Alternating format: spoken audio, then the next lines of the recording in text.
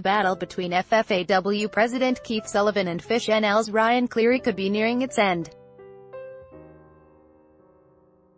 The Fish, Food and Allied Workers Union, FFAW, represented by lawyer Tom Johnson, and members of the Federation of Independent Sea Harvesters of Newfoundland and Labrador, Fish NL, were called to an unexpected meeting on Tuesday morning with the Labor Relations Board to discuss some of the issues that have caused the fight to drag on and on.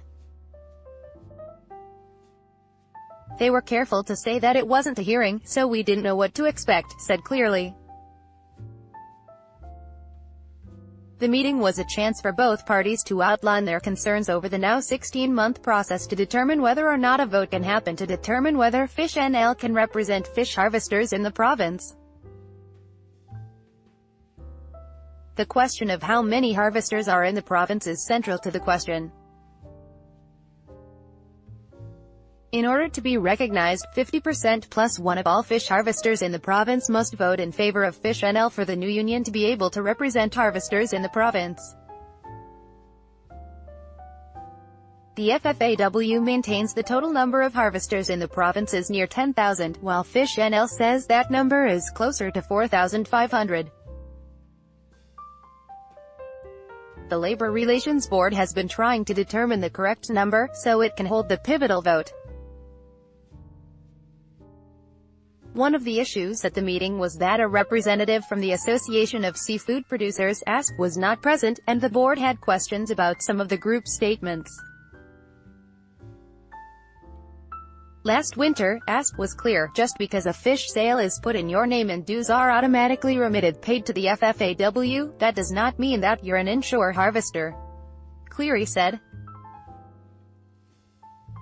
He says the FFAW is basing its number of inshore harvesters on how many people pay dues, which Cleary says inflates the total number.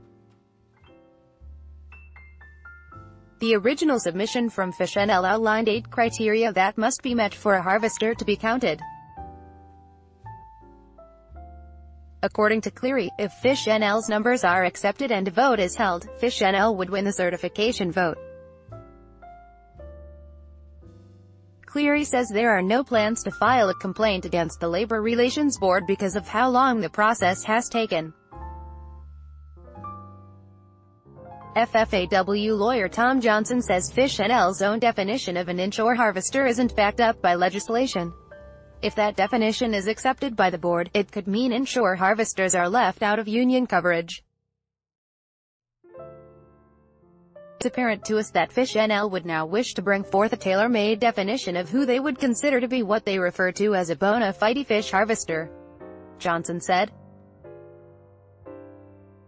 It seems to us as well that from a practical point of view, it would leave thousands and thousands of people on the sidelines that would not be represented by a trade union. I think that would be surprising to thousands of people. Johnson suggests Fish NL is getting in over its head. It seems to us that Fish NL has bitten off something in excess of what they thought they were biting off and now are suggesting that there's only 4,500 harvesters in the province, which is very difficult to square with the collective bargaining and labor relations reality that we've been operating under for decades, he said. Tuesday's meeting could signal that the Labor Relations Board is headed toward a vote.